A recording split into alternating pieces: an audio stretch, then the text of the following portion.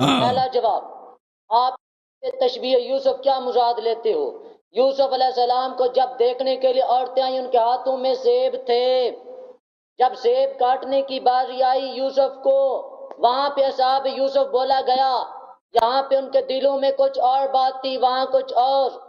جہاں پہ یہ یوسف کو اصحاب یوسف بولا گیا، اب یہاں سنو، یہاں اس وقت بولا گیا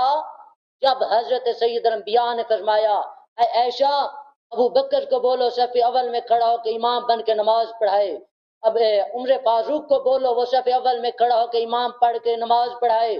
وہاں پہ بولا نہیں، سنو اب، کیونکہ ان دلوں میں کچھ اور بات تھی، ان کے دلوں میں یہ تھا حضرت ابو بکر صدیق پہ کھڑے ہو کے جب نماز پڑھائیں گے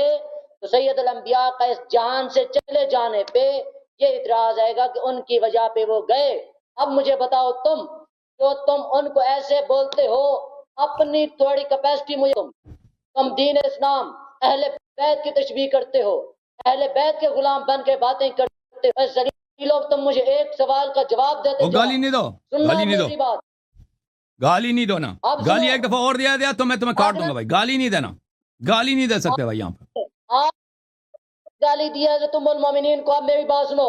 اور میں نے نبی صلی اللہ علیہ وسلم کا قول نقل کیا